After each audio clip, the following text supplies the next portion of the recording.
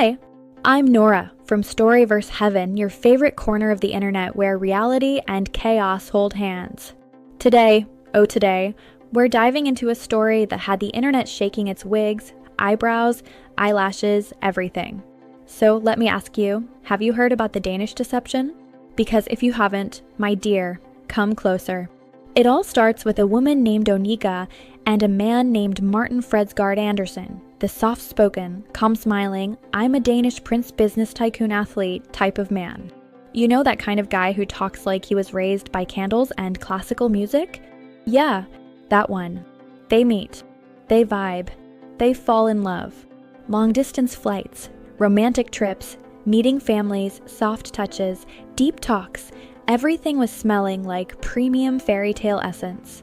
But behind that fairy tale, the plot twist was warming up in the background. Slowly, very gently, Martin starts asking for money. Not small money, oh, big money. 5,000 here, 10,000 there, 20,000 because business deal. Another chunk for investment opportunity. And before anyone could shout God of egg, the total hit over $300,000 from Onyeka, her friends, and her family. Meanwhile, Martin's stories were doing backflips, businesses that don't exist, crypto that disappears, deals that vanish like morning dew, royal connections that sounded like Disney auditions. So Onyeka starts investigating. And what did she find? That her Danish prince was a Danish deceiver. A man with a history, a pattern, and a CV full of premium lies. And sis went straight to TikTok to tell her truth. She called it the Danish Deception, and the moment she posted, boom, the entire internet entered group chat. People were shocked. People were angry. People were confused. People were like, wait, is this Netflix or real life? This story and even my spirit is tired. Okay, enough from me. Let's go straight to the source. Listen, just hold on. Let Onyeka talk. The gist is about to land. The Danish Deception, Part 1. Okay, so it all started in June of 2022. I was in a place in my life where I was working 2 jobs. I was working like a dog and I knew I needed a break. So I reached out to my friend, Sarah, who was living in Germany at the time with her husband. And I said, let's take a trip. Let's go somewhere in Europe. And she was so down. And we were trying to decide where we wanted to go. And we decided to go to Hvar, Croatia, because we wanted somewhere that was like a cute local town that was by the water, but it wouldn't be as crazy busy as other places in Europe. And so we decided to go to Hvar. We flew to Split first, met there, took a ferry over. And at first I was just so amazed at how beautiful this place was. And so the first night I was a little bit jet lagged. So we kept it very chill, grabbed dinner, then went back to our Airbnb. And the next morning when we woke up, we had literally 2 things on our agenda, and that was to eat and drink and be by the water. And well, I guess that's 3 things, but yeah, eat, drink, and be by the water. So we went to Hula Hula, which if you've been to Hvar, you've been to Hula Hula. It's this beach club that's very well known there, and it's right on the water. And we're laying in day beds kind of off to the side, minding our own business, sipping mojitos. And I look up and I see this very attractive man. And the first thing that came to my mind was, this man looks like he is walking straight out of a Calvin Klein ad. And I'm telling you guys, 6'3", blonde hair, blue eyes, chiseled skin, so tan, muscles everywhere. I was definitely taken aback. And I feel like it takes a lot for me to really double take a man just based on his looks like that. And 100%, I was a little bit just in awe. I didn't even realize that he was like with a friend at first. And so I'm still minding my own business, keeping it chill. And he looks over at me and he says, how are the drinks? And I said, the drinks are wonderful. We're just sipping mojitos. He said, should I get us all around? And I said, absolutely. Number 1, he's cute. Number 2, who wouldn't want a free mojito? So I said yes. We got a round of drinks and we're sipping our drinks and we just start small talking. And I asked them where they're from. And they say that they're both from Denmark. My ex was living in Copenhagen, and then his friend was living in a smaller town called Aalborg, which is north of Copenhagen, and that was actually my ex's hometown, that his friend was still living there. And so we were just small talking the whole time. We didn't really talk about a whole lot of things. It was just like, where are you from? And just basic things. But they were asking us, what's your plan for the rest of the trip? And we told them, we're doing a full day boat excursion tomorrow. And then we're going to dinner tonight at this place called Dalmatino. And he said, oh, how's the dinner spot? And I was like, I don't know, but I got recommended by a friend to go there. And he was like, okay, well, maybe we'll meet up with you guys again later. And I said, sure. So we're getting a little bit tired. So we decided that it's time for us to leave. And so as we're leaving, I decide to make a bold move and just ask him for his Instagram. And obviously I'm trying to be a little sly. So I asked him and his friend for their Instagrams, and we exchange Instagrams. We get into our taxi to go back to our Airbnb, and we're literally en route to our Airbnb, and I get a DM from him, and he basically said, it was so nice meeting you. Have fun at Dalmatino. Maybe we'll see you guys later. Didn't read anything into it. I just was like, it was fun to just have a conversation with a cute guy.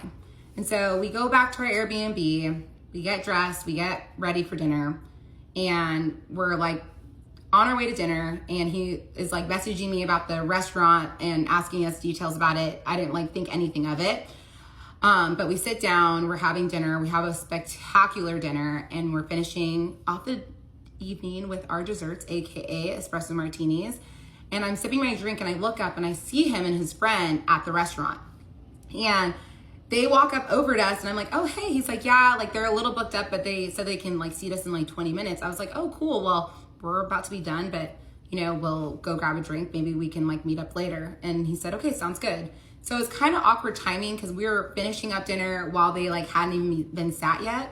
And so we went to a bar across the street, and we were grabbing drinks, and I hit a wall, and I was like, okay, now I need to go to sleep. And I was super jet lagged. And so I sent him a DM just basically saying, hey, we are so tired. We have a full boat excursion tomorrow. I don't think we're going to stay out much later. And he was like, that's totally fine. And so the next day we wake up, we get on the boat, and I start obviously posting like all my cute photos. Like, remember I took a photo driving the boat, and like we were just, having fun. And I was like looking at my Instagram story, and I see he's like hearting every single story, and like he's responded to a couple of them. I am not the type of person that reads very much into activity on social media like that, but it was something that I noticed. And so, we continued on with that for like a day and a half. And then he reaches out to me and he says, hey, like, what are you guys doing? And at this time, it is our last night in Havar. And he said, what are you guys doing tonight? And I said, we don't really have plans because we didn't. And he said, well, do you guys want to come to dinner with us? And me and my friend were like, absolutely, sure. And she wasn't really down to go. I kind of forced her because I was like, this guy's hot and it's a free dinner. Like, let's just go. It'll be fun. And so she's a good friend. So she came with me, and we get to the restaurant, and him and his friend are sitting across from each other. So obviously I took the seat next to him. I was sitting across from my friend, and we're sitting there, we're having a wonderful dinner and drinking tons of wine. And I come up with this idea to play this game where I'm asking his best friend to describe what my ex's type was. And because we were obviously like vibing with each other, and I was just curious. And so his best friend starts listing off everything, like good morals, hard worker, all these things. And like, I felt like he was describing me. And after his friend was done talking, my best friend basically said, aside from being a good cook, she checks off every single box. And I remember I looked at him, my ex, and I said, but I will become a great cook for a good man. And he starts laughing. I remember I put my hand on his leg, and that was the first time in my life that I felt that instant electricity from someone's touch. Like, it literally felt like I was getting shocked. And we instantly like had this physical attraction towards each other. And we started talking about what we did for work, and I told him that I was working as a real estate agent and in tech. And then he told me, I'm actually chief commercial officer for a ad tech company that does marketing for real estate companies. So I was working in real estate and tech, and he was working in real estate and tech, and everything just like felt like it was aligning. But again, I'm like, this guy lives in Copenhagen. There's nothing that's going to come from this. So after dinner, we go and grab some drinks at a bar nearby, and we grabbed one drink, and they're definitely gearing up to go back out. And it was our last night, and my friend really did not want to go out. And I am not the type of a girl to ever leave my friend for a man, never in a million years. So I ended up just saying, hey, I think we're gonna call it a night and we're gonna head out. And he was respectful of that 100%. And I remember we just hugged goodbye and we left, and that was it. And so we're going back to our Airbnb, we're walking home, and I get a DM from him.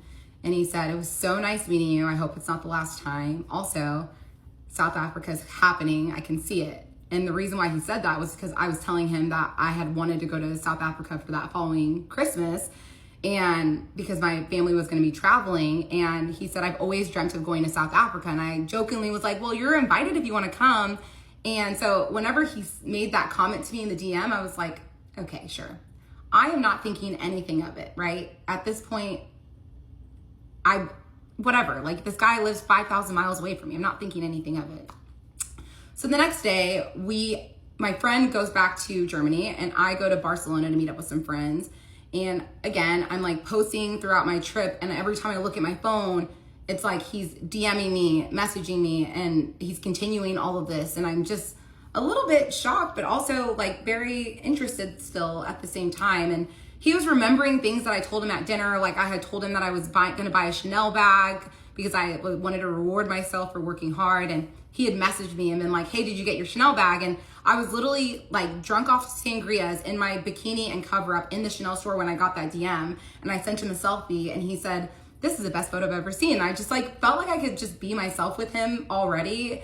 And you know, we were just getting along and having good conversation. So again, he doesn't even have my phone number at this point. We were literally just flirting through DMs.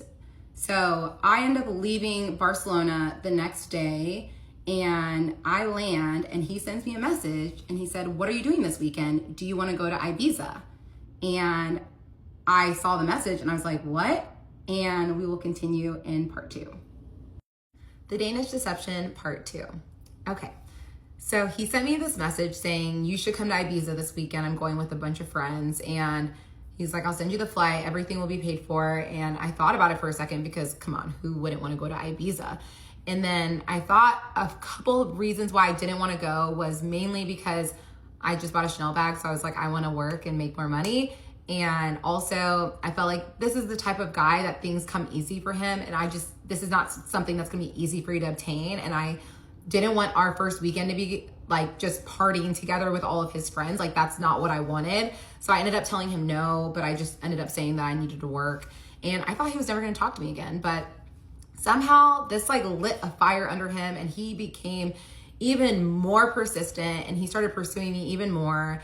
And he was sending me messages like, when are you going to come visit me in Copenhagen? Or I would love to come to Dallas to come see you. And I was just like, who is this man and what's happening? Still not really taking him serious. And then maybe like a couple weeks later, he sends me another message. And at this point, we're still talking pretty consistently on Instagram. We still do not have each other's numbers. And he sends me a message. He says, hey, I have a work conference coming up in Monaco, and I would love for you to come. And I read that message, and I was like near the south of France, like that Monaco? And he was like, yeah, like I can get you your flight and everything will be taken care of. And I was like, okay, well, give me some time to think about it, because I didn't want to say yes on the spot, but I was like, okay, this is something I definitely want to consider. So I thought about it for a while. I talked to my friends about it. I talked to my sisters about it. At first I was like, I don't think I'm going to do it. Like, this is crazy. And then over time I started like talking myself into it. And then one morning I woke up and I was like, you know what? Screw it. I'm going to go to Monaco. So I sent him a message and I said, hey, I've decided I'm going to come to Monaco.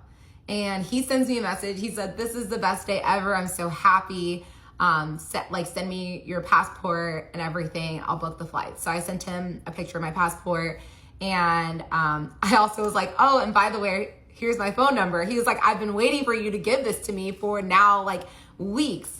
And I said, okay, here you go. Thank you for like inviting me on this trip. So I give him my phone number and he sends me a message and he said, it took you long enough. And I said, oh yeah, well, sorry.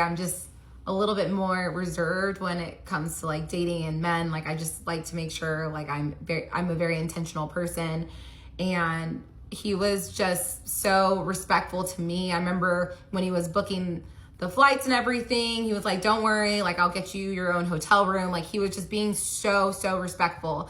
And so I remember our very first phone call so perfectly because it came completely out of the blue. It was like on like a Tuesday, and I'm sitting at my work desk, and he sends me a message. He's like, can I call you? And I was like, oh, he wants to call me? And I'm literally discombobulated, freaking out. Like, what am I gonna do when this man actually calls me? But I was like, you need to get together. So he calls me, I answer the phone, and he's actually in a cab to the airport. He's about to go on a work trip, and we were just small talking about our day. And I felt like those like butterflies that I felt whenever we had been together at dinner in Croatia.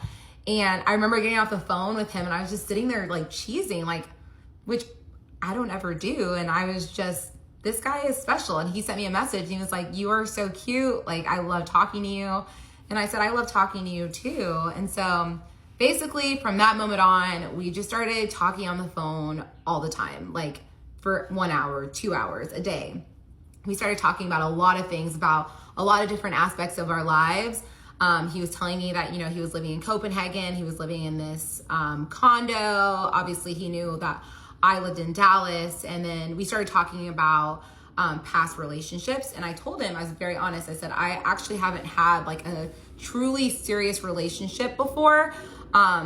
I have always been a very independent person, but I do want to meet someone. I do want to like get married and have kids, but I don't feel like that pressure to like force it. Like I have such a great example with my parents, and I really want to have like an amazing love in this lifetime. And so I'm going to take my time to find that.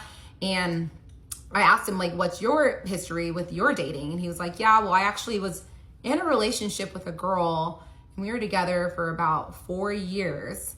And I actually broke up with her about 4 months before I met you. And I said, oh my gosh, like the 4 years is a long time. He said, yeah, like it needed to happen for a while. And really what happened was that she told him that she was ready to have kids, and he wasn't ready to have kids. And I guess that forced him to realize that she wasn't the one, and they were living together. So it was like a really hard situation to get out of, but he finally was able to do so. And so I was happy to hear that had been about 4 months since they broke up, because if he had said like they had just broken up, I would have been a little bit more hesitant to pursue things, because I know like you go through a breakup, you need time to heal. But I felt like, okay, 4 months should be enough time. And then we started talking about like our families a little bit too. I told him I'm super close with my family. He said, I'm really close with my mom and my little sister. I do have an older sister that I don't talk to. And basically something happened, and she was like being like physically abusive, verbally, physically abusive towards his mom. And he decided to cut her out of his life because she's crazy. And I said, listen, I get that. That makes sense. Like you should not have her in your life. And I think just like over the course of a month, we're talking on the phone for just hours. And I tell people all the time that it felt like we fell in love over the phone, because from the time that I had decided to go to Monaco to the time that I actually left for Monaco, it was a month. And we had this plan that we weren't going to FaceTime at all, because we wanted the next time we saw each other to be in person, which I thought at the time was super romantic. And so we started talking about like hypotheticals. I remember he told me one day, he said, if we ever end up getting married, you're going to meet the queen. And I remember just like laughing at that comment. And he said, no, I'm being serious. And I said, what do you mean I'll meet the queen? And he said, well, my family has a royal title. And I was like, wait, what? And he sent me this link to this site. It's called the Order of the Elephants. And he said, you can do some research and then we can talk about it. And I said, okay. So I start going through the page that he sent me, and I see someone that had the same last name as him, like some old guy from like the 1700s. And I remember taking a screenshot, and I said, is this your great great grandpa? And he goes, now you're getting on track. My next question to you is, how's your etiquette? And I was like, I think it's okay. And so I'm sitting here like, who is this man? He's attractive. He has a great job. He has a royal title. Like, is there anything wrong with him at this point? And I have always believed in the term, it's too good to be true. But I mean, and I was feeling that 100%. Like I felt like, when's the other shoe gonna drop? But it didn't drop that first month. It was just like, we truly fell in love over the phone. And so we are getting closer and closer to the trip to Monaco, and I start packing, and I feel like that's like when the nerves start hitting me, was when I'm packing, like, oh my goodness, this is actually happening. And I remember my sister was like, you need to put air tags in like all your bags. And I'm like, I don't need to put air tags in anything. Like, I trust this man. Like, I know like it's gonna be okay. Like, every part of me felt like so safe with him already, which was crazy because I hadn't really spent much time with him. Maybe this is trauma from being on The Bachelor, I'm not sure. But I felt very safe with him. And so the day comes where I'm supposed to go on the trip. And so I order my Uber, get to the airport, and I felt like it was kind of like a good sign, because I posted that I was at DFW, and one of my really good girlfriends texted me that lives in a different state. She was like, hey, I'm actually in DFW too. And I was like, oh my gosh. So she comes, meets me at my terminal. She's like, where are you going? I go, I'm actually going to Monaco to meet this guy that I met in Croatia. And she was like, this is insane. And so I just felt like seeing that friend was like a good sign. I don't know why. And I ended up just boarding the flight. I remember boarding that first flight. I had a layover in Madrid, but boarding that first flight, I was sitting there and I was like, this shit is really happening. And all the nerves are just taking over, but I'm like, take a chill pill. It's gonna be okay. You're gonna get there. It's gonna be fine. And at that point, I was like, okay, the worst thing that happens is like, he's a crazy person and I have enough money where I can like just book my own hotel and I'll just have a good time by myself. Like, it'll be fine. So I like had that backup plan. But yeah, I had my layover in Madrid, and then my next flight was to Nice. And so I board my flight to Nice. It was like a really quick flight, and I get to Nice, I land, I get my bags and baggage claim. I sent him a text. I said, I'm here. And I'm rolling both of my bags, about to walk out, freaking out, and let's continue on in part 3.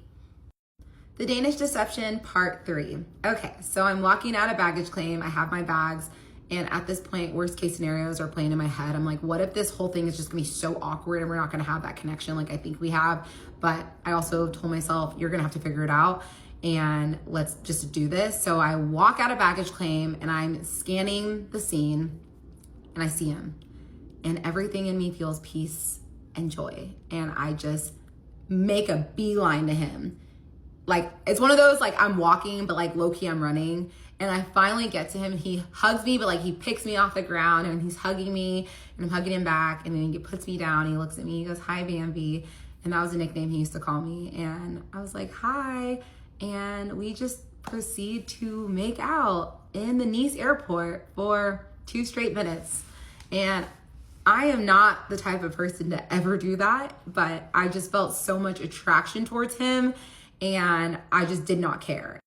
And I remember that we were in the taxi going to the hotel and we had to put ourselves at like an arm's length because we were just like going at it, like kissing. And I was like, this taxi driver is gonna start feeling super uncomfortable. So we're like, we need to stop. And so we get to the hotel, we check in, we get to the hotel room, and let's just say we had a wonderful time, multiple times. Mom and Dad, I am so sorry for that part. We ended up going to dinner afterwards, and I just remember sitting here and I was like, I feel like this is my dream come true being here with you. And he said, I feel like this is my dream come true. Like, I'm so grateful to be here. Like, you're like my dream girl, and you were even better than I remembered if that was even possible. And it just felt like everything was aligning perfectly. And so the next day we had a car rental. So we went to Monaco, and that's where his work event was. And I remember he told me, he's like, I don't know if I'm going to be able to bring you to all of the events. And I told him, you know what? I'm going to be in Monaco. So if you can't take me to things, that's fine. I'll just go explore the city. And I remember we get there and he had like a kickoff event, like first things first when we arrived. And so I wasn't invited. I also didn't really want to go. So he went to that and I was just like exploring Monaco. And he sends me a message. He said, hey, you're going to be able to come to the event tonight. Do you have something to wear? And I remember being like, I didn't bring anything like for like a professional cocktail party. And he was like, oh, well, we're in Monaco. So wear whatever. And I said, okay. So I remember I put on this green romper and we went to this hotel, and I remember being super nervous because I'm used to like networking, but not with like Norwegians and like a bunch of people that aren't like fluent in English, which actually people in Norway, they all are fluent in English. I was very impressed. But I just started talking to different agents because these were all real estate agents, and I'm a realtor. So I felt like I could connect with them so well. And I remember I was talking to this man, me and my ex were talking to this man, and he was like so interested by me. And he said, are you coming to the boat party tomorrow? And I knew there was a boat party coming up the next day, but I also just like assumed I wouldn't be able to go. And I said, well, I looked at my ex, I go, I don't know, like, am I? And my ex looks at me, he goes, well, you're talking to the CEO, so I think that's fine. I said, oh. The CEO was like, yeah, I'd love for you to come. And he was just so nice. And I met so many great people, and also just watching him in his element working, and he's just so charming and charismatic, and everyone, when people talk to him, they're just so fascinated by him, like I was. And so we had a great night, and then the next day was a boat party, and I remember I was just hanging out on the boat, again, just watching him go talk to all these big customers, and I didn't understand a word he was saying, but I just felt like he just looked like he was super smart. And later on that night, I remember they had another event, and I wasn't invited to that event, which is fine, but I came and met up with him afterwards, and we got drinks. And the next day we decided to head to Saint-Tropez.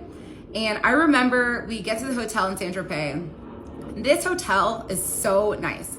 I've stayed in 5-star hotels before, but like I've never stayed in like 5-star hotels that are like a full suite with like private pool. And I like looked up the room, and it was like 1,500 to like 2,000 euros a night. And I'm like absolutely not used to this. And I remember telling him that, because I'm not the type of person to like walk into something like this and be like, oh yeah, like I'm used to this stuff.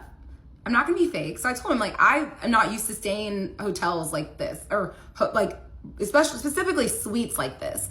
And he was like, well, you know, while we're together, I want you to know, like, I want to give you the world. And I was like, thank you so much. Like, I feel so grateful. And I remember telling him that in that moment. And later on that night, we go to l'Opera, and we're having a wonderful time, drinking great wine, having good food. And if you've been to l'Opera in Saint-Tropez, it's very much a party restaurant. Like, you have dancers on the tables. It's like, it's a party scene, but like, you know, that's also like kind of like my vibe when I'm like, you know, have a couple drinks in me. And we're sitting at dinner, and he's talking to me about his mom, and talking about how he's so protective over her, and how much he loves her, and how he like would do anything for her. And I remember just like looking at him and just being like, this is like everything I want in a man. If a man is going to treat his family with respect, the chances of him treating your family with respect are so much higher. And I just felt like I saw his heart, and it just made me just fall for him even more than I had already. And I guess my thoughts had translated to my face, because he picked up on some expression, and he was like, what is it? And I was like, nothing. He said, tell me. I go, nothing. And then he grabs my face, and he pulls it close to him. He goes, tell me. And I say, I'm in love with you. And then I started bawling my eyes out at l'Opera in Saint-Tropez. And this was a sweet moment, but it was also very uncomfortable and embarrassing, because all the workers are all thinking that I'm getting dumped right now, when I'm really just falling in love for the first time, and like don't know how to control my emotions. And I remember just like bawling my eyes out, being like, I don't know what to do. I don't know what this feeling is. Like, I don't know what's happening. Like, and he's just sitting there smiling, and he's like, this is like one of the best nights of my life. And he looked at me, he goes, I want to say it back to you, but I also want to have my own special moment, so I'm not going to do it right now. And I said, thank you, God, because I would not want you to tell me right now. And honestly, never in a million years did I think that I would say I love you first to him, but he pulled it out of me, and I felt it. So I said, you know what? I'm going to say it. And I did. And it felt so good. And I remember we went back to the hotel that night, got some sleep, and the next morning we went to Bagatelle, and we had just like a beach day. And I used to tell everyone that this was the best day of my life, because we spent the whole day just swimming and laughing and eating and having such a great time. And I just thought to myself, like, I could do this forever. And like, I also thought to myself, like, I don't care if we're on a couch in Dallas, Texas. Like, I just want to be around him all the time. And so that night we go to dinner, and I remember just asking him, what are the things that you think are important as we like enter into this relationship? And he told me, if you give me respect and loyalty, I will give you the world. And I told him I can do that. And then I told him, there's a few things you should know. Number one, your money is great, but it's the cherry on top of a great sundae. You could lose it all tomorrow and I would not go anywhere. Like, the money is just like this little added benefit, but I love you for you. I'm here for who you are as a person, not the money. Also, cheating is 100% a deal breaker for me. I just feel like I always need to like put that out there. I don't care if we've been married for 15 years with 4 kids, I will leave. I will not put up with cheating. And also, my family is my world. I'm a warrior for my family and friends. And please don't ever put me in a position where I have to choose, because like I love my family so much, and that would be a situation that would cause me so much pain, and I just would never want to be in that position. He said, I understand completely, and I love that about you. So we set those ground rules, and the next day we go to Cannes. And I remember that first day in Cannes, we're having a great time. We went to the beach for a little bit, and then we decided we're gonna go shopping. And he tells me, you can pick out whatever you want to buy, you can get it. So we're going to like Cartier, we're going to Chanel, we go to Dior. I see this yellow bag I fall in love with, but I felt so uncomfortable because I don't want this man to think that I'm with him for his money. And I didn't want him to feel like I was using him. So I remember just being like, oh, it's okay. Like, I love this purse, but I was like, it's just okay. And we end up going to Dolce & Gabbana, and I pick out this nice pair of $200 sunglasses. And he looks at me, he goes, dang, you're cheap. And I said, I'm a simple girl, even though I wanted the Dior bag. But I wanted him to know that I was there for the right reasons. Oh my gosh, bachelor trauma is still kicking in.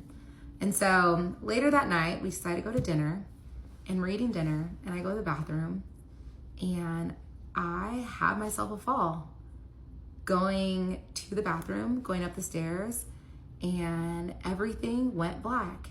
And I will continue on the series in part 4.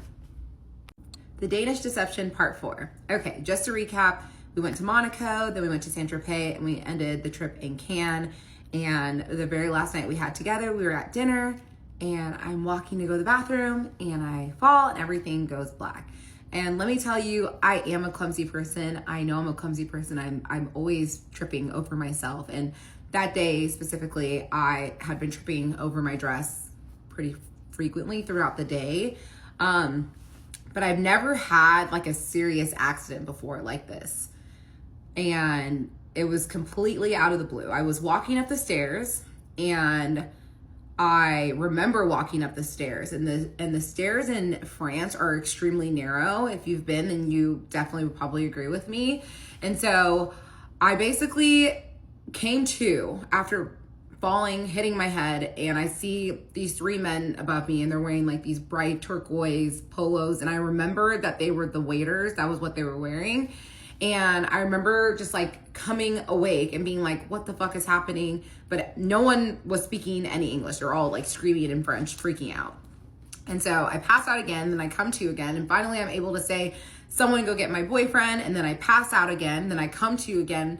And then my ex is sitting next to me, and I see him, and I'm like, what is going on? He's like, I don't know what happened. I think you fell.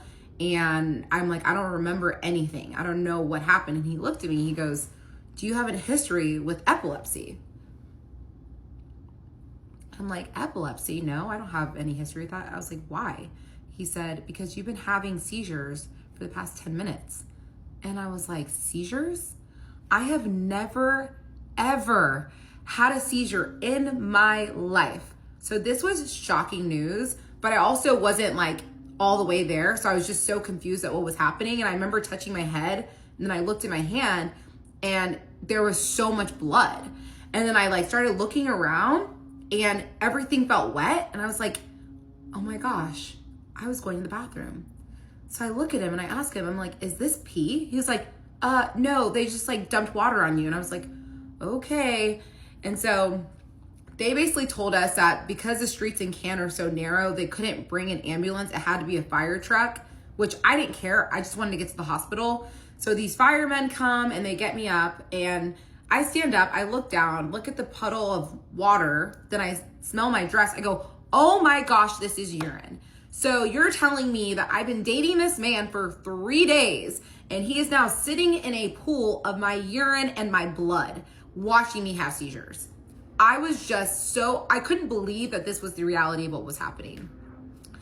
I get into the truck and they take us to the hospital, and I'm still freaking out at this point because I literally don't know if I have like a severe brain bleed or what's going on. And they take us into the waiting room and they're about to take us back.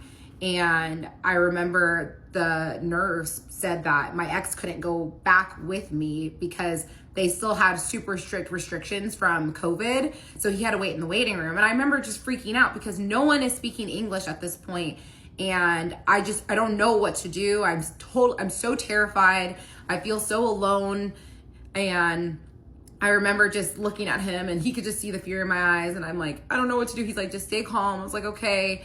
And he ends up leaning into me before they tell him that it's time to go. And he tells me, before you go, I just wanted to tell you that I love you. And I just remember being like, really? Here of all places? He was like, yeah, I wanted to tell you. And I said, I was so grateful to hear it from him, but also I was like, are you only telling me this because you think I'm about to die? And so a lot of things were going through my head, and I ended up going back, getting a CT scan. They ended up saying, hey, everything's good. You just have a severe concussion, hence why I had seizures. And they're like, you're gonna have to get 4 stitches in your eyebrow. You guys can kind of see the scar. I'm wearing makeup, so you can't really tell. So after I get my stitches, I go back out to the waiting room and I see my ex, and I automatically just feel this sense of protection and safety because he made me feel so calm, and I was just so grateful to him. And if you watched the Who the Fuck Did I Marry series, I truly believe that this whole experience was the equivalent to Risa Tisa's tire blowout before she met her ex-husband. And God was telling me to run far away from this man. My bad on misinterpreting this message. And I just thought that this was God's way of telling me that this man's gonna keep me safe. And clearly, that wasn't the case. But we leave the hospital and we go back to the hotel. And obviously I couldn't sleep because I had a severe concussion. So we just stayed up talking all night.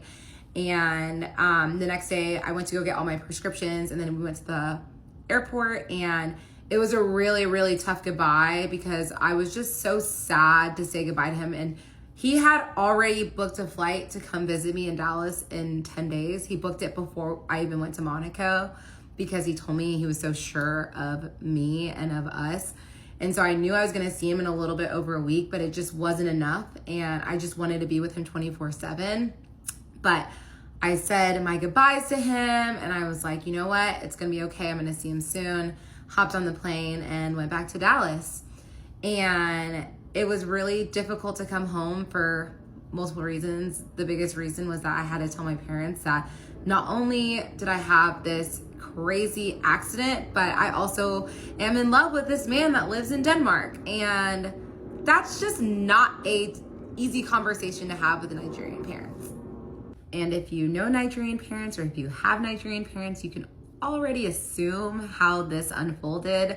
Obviously, they support me and they love me and they're wonderful parents, but they were also scared and like, what are you telling me right now? But I dropped the ball, and over time, like, they were so supportive of me and my decisions. I will say the bigger challenge was healing from the head injury because I was just doing crazy ass shit. Like, I remember I got into the shower with my socks on, and then I ran out the door with my bonnet on, chasing Smokey through the streets because I thought he ran away, even though he was inside the house. And to this day, I still think I have lingering effects because I'll add all these filler words, and like what I want to say in my head, I think it, but I can't figure out the words sometimes. And it's very frustrating at times, and you will notice it throughout the series, and it's not something I used to do, but overall, I'm fine. My brain's fine. So obviously, we're talking on the phone every single day because, you know, we're in a relationship, and he calls me and he says, hey, I'm considering offering on this apartment complex in Copenhagen. And we had talked about his real estate investments back in the south of France. He had told me that he owned 3 apartments in Copenhagen, two of which were rented out, one of which he was occupying as his personal residence. And this apartment complex he was interested in had 34 units, and then there was a top floor that was unfinished and it could be converted to 10 penthouses. And he said it's fully rented out. It would be such a great investment. The cash flow is great. The only thing is that it's going to take up a lot of my cash liquidity and also like stocks and crypto and everything. And obviously I'm going to be traveling to the States and I want to be mindful of like finances. That's why I like want to bring it up to you. So what do you think? And I said, well, at this point, we had been dating for like a couple weeks. So I didn't feel like I was in a place where I could insert my opinion. So I told him, like, whatever you think, I'll support you. And I also didn't know jack shit about real estate investments in Copenhagen. And also, I had just gone to the south of France with him. That whole entire trip, I had spent 15 euros the entire trip. I tried to pay for stuff. He would not take a dime from me. So at this point, I like almost am like searching for a way to prove to him that I'm not with him for his money. So I told him, I go, if I need to, take on some more of like the financial responsibilities in this relationship, I'm more than happy to do so because this is a partnership and you're there for me when I need you and I'm going to be there for you when you need me. And he said, I appreciate you saying that, but I don't think it's going to come to that. But thank you for saying that. I said, of course. So he offers on it and his offer wins apparently by like 1,000 euros. And he decides he's going to move forward with this property maybe a couple days before he came to visit me in Dallas. And I was fully supportive of him buying this property 100% because he's a successful businessman. And if he thinks this is a smart move, then I trust him. And also the money was a whole separate other thing. I didn't care. All I cared about was being with him. So he's coming to Dallas and I'm getting excited, not just because he's coming to see me, but this is a trip where he's going to start to meet my people and it's getting real. And so I remember he was flying into Dallas. It's the middle of September. And I made this sign. It said, "Welcome to Dallas, my Danish man." And I'm waiting outside baggage claim, waiting for him to get through customs. And I'm holding this sign super high, waiting for him to come through. And I will continue the rest in part 5. Okay, so having heard Onyeka's version up to this point, what do you think? What are your reactions? What are your thoughts on this whole Danish deception situation? Do you think she saw the red flags? Do you think Martin was just a master manipulator? Or do you think there's more to this story? Let me know your thoughts in the comments because I really want to hear what you all think. And if you want to hear the rest of the story, just say the word. I'm Nora from Storyverse Heaven, and trust me, you don't want to miss what comes next.